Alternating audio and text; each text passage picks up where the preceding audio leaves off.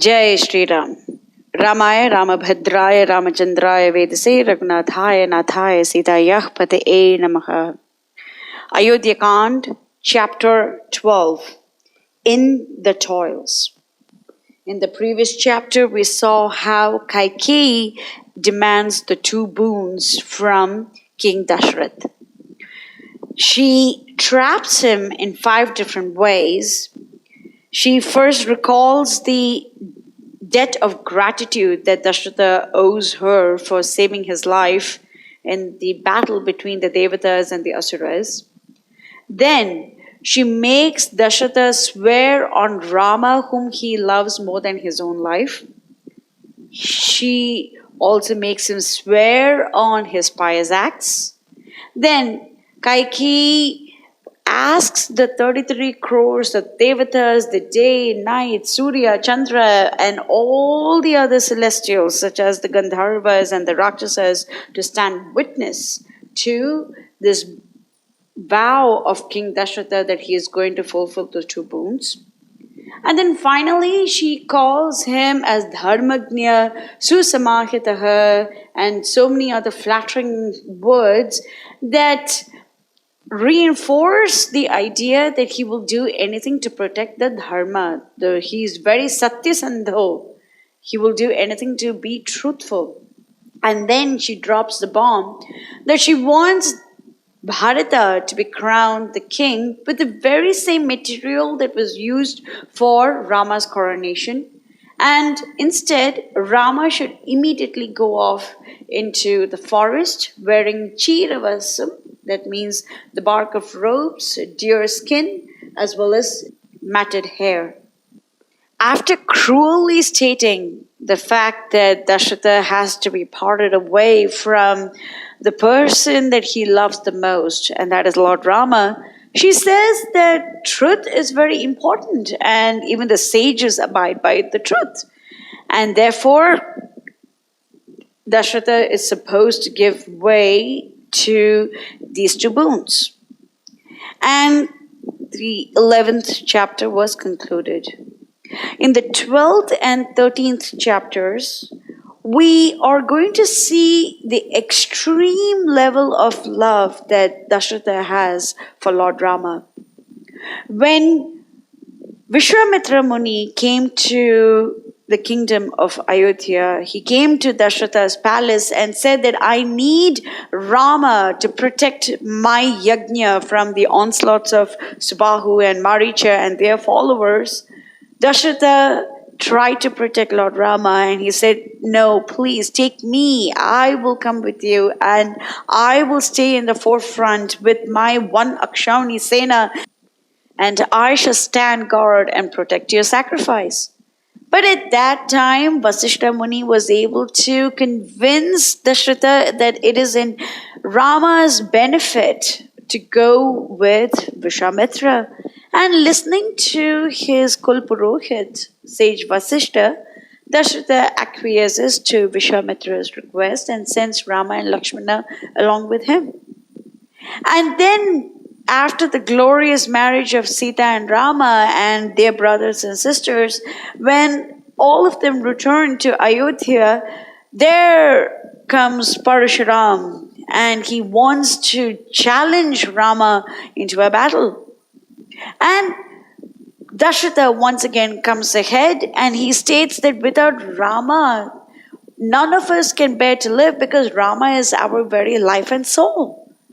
And when Lord Rama is stealing away the power of Parashuram and Parashuram acquiesces that Rama is none other than the Supreme Lord Narayana himself, and the triumphant Lord Rama stands radiant in front of Parashuram.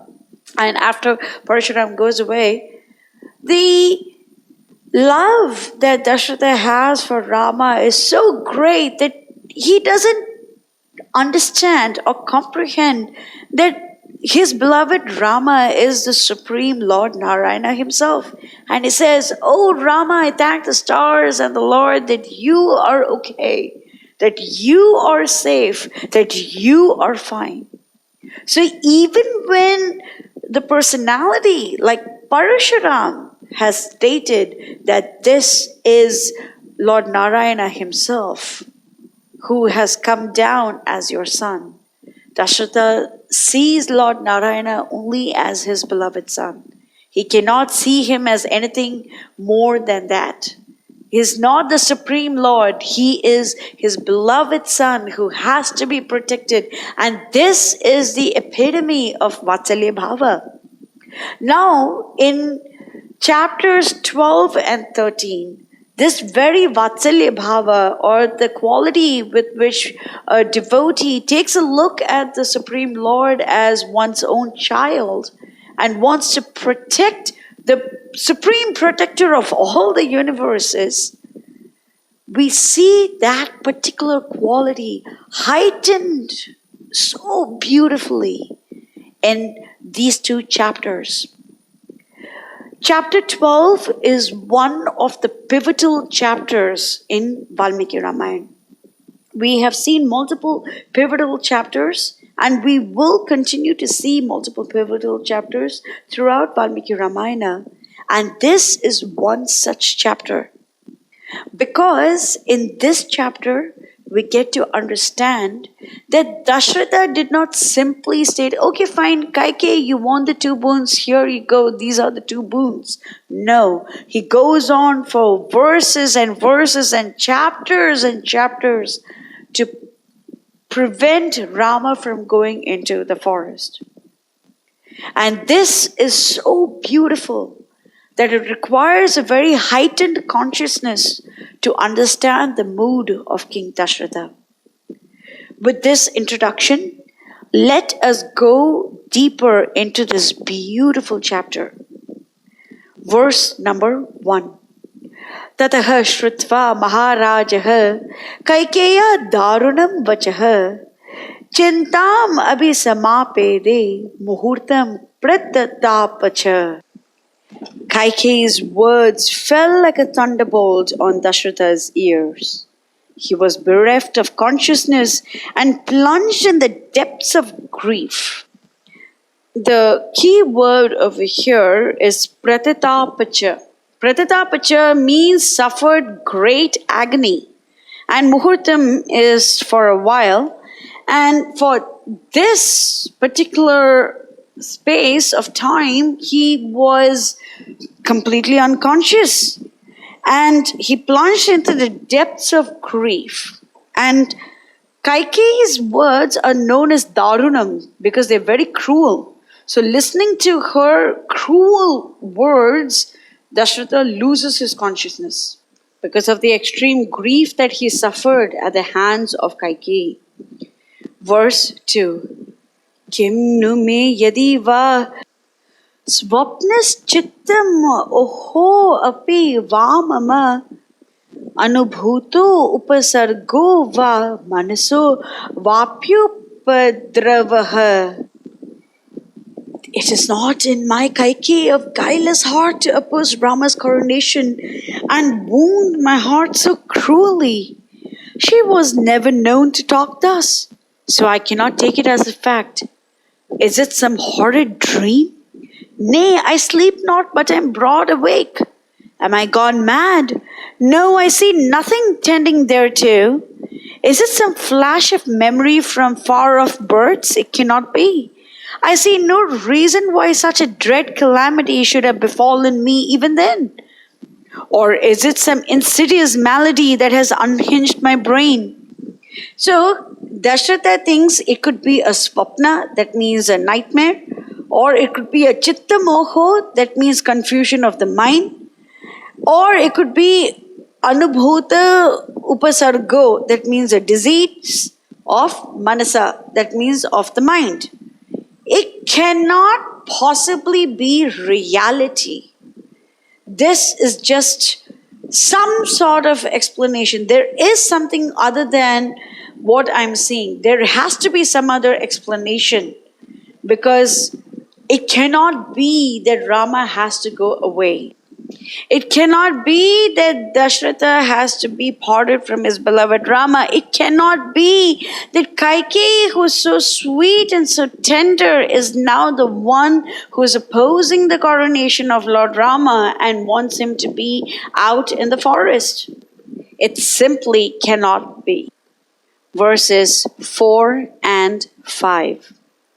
Iti samchintaya tad raja Nadya tada sukham pratilabhya chirat Vyathito vikla bashashchaiva vyaghrim drishtva yatamrikah Asam vrittaya masino jagatyam dirgham uchvasan Mandale pannago ruddho mantrair iva mahavishah Ahodi giti samarsho vacham uktva naradipah moham ape divan bhuya shoko pahatah chetanah.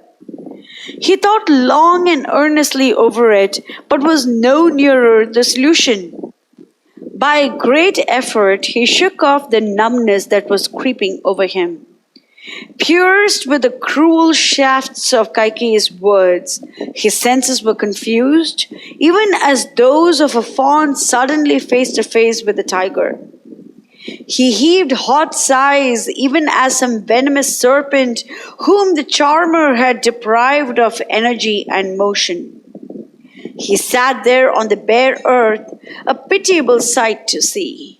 "Oh, fie upon this miserable existence of mine," cried he, and fainted away from grief. So Valmiki Muni gives very beautiful analogies over here. One analogy is the deer and the lion, and the other analogy is the serpent and the snake charmer.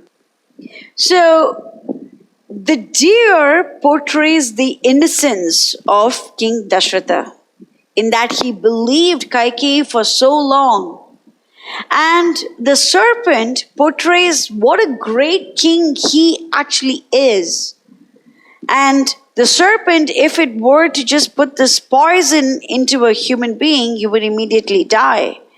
But the snake charmer charms the snake away and deprives it of its energy and motion. So over here we get to see that King Dasaratha is exceptionally powerful, and yet Kaikeyi's words that Rama is not going to be crowned the king and that he has to go away to the forest, that is sapping away King Dasaratha's mighty energy and motion. And then what does he do? He just falls down on the ground and he says, "Aho dik, what a pity. Oh, fie upon this existence." And shoko pahata chetasaha. His sensibility was beaten by anguish, by exceptional grief. So far we have seen that Dasaratha loses his consciousness twice. So the first is when he listens to Kaikeyi's words, he immediately falls down. After great troubles, he comes back and then he says, "Aho dik," and he just falls down again. And throughout this chapter and the next, we will see multiple times King Dasaratha speaking to Kaikeyi and then falling unconscious because the weight of the grief is too much for him to bear. Verse 6. Chirena tu nripaha samjna pratilabhya sudukhkitaha Kaikeyim abravit kruddaha pradhahanniva chakshusha. It was a long time before he came back to himself. Wild fury possessed him to tear Kaikeyi limb from limb, and all-consuming fire flashed forth from his eyes as he turned to her and cried in a terrible voice. Okay, so first we saw Dasaratha in grief, then we saw him in denial, and then we see him in grief again, and then we see him in anger. This is very important for us to know. A perfect devotee like King Dasaratha is capable of showing anger also for the pleasure of the Lord. We are not supposed to mimic him. We can only follow or try to follow the footsteps of the great devotee, King Dasaratha. Let us take a look at what Dasaratha is going to say in the next section. Jai Sitaram.